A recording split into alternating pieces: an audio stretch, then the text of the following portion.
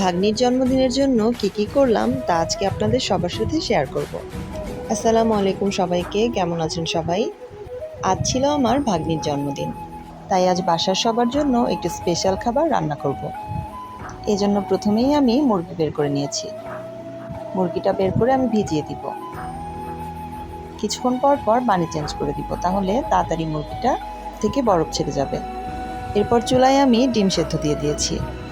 আর আমাদের বাসায় ডিম সেদ্ধ হলে সবসময় ছোলার কাজটা করে আমার মেয়ে। ডিম ছোলা শেষ হয়ে গেলে ডিমগুলোকেও আমি ভেজে নিব।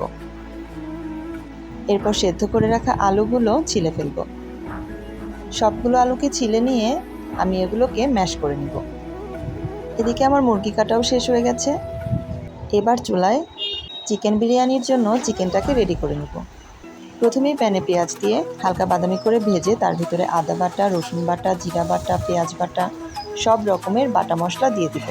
এরপর দিয়ে দিব সয়া সস, তারপরে দিব টমেটো সস, দিয়ে ভালো মতো নেড়ে ভালো মতো কষিয়ে মুরগিগুলোকে একে একে দিয়ে দিব। মুরগির মাংসগুলোকে মশলার সাথে অনেক ভালো মতো কষিয়ে নিব। এই পর্যায়ে দিয়ে দিব টক দই। টক দইটা আমি বাড়িতেই বানিয়ে নিয়েছি। এরপরে তো দিয়ে দিব বিরিয়ানি মশলা। এখানে আমি 4 কেজি মুরগির মাংসের জন্য 2টা বিরিয়ানি মশলা ইউজ করেছি। বিরিয়ানি মশলা দেওয়ার পরে ভালো মতো এই মশলাটাকে মাংসের সাথে মিশিয়ে নিব। আমার বিরিয়ানি কিন্তু রেডি। এরপর চুলায় পেঁয়াজ, কাঁচামরিচ আর জিরা দিয়ে ম্যাশ করে রাখা আলুগুলোকে আমি একটু সামান্য করে ভেজে নিব। এরপর পছন্দ মতো শেপে আমি আলুর চপগুলোকে ভেজে নিব। এই ছিল আমাদের আজকের দিনের স্পেশাল আয়োজন।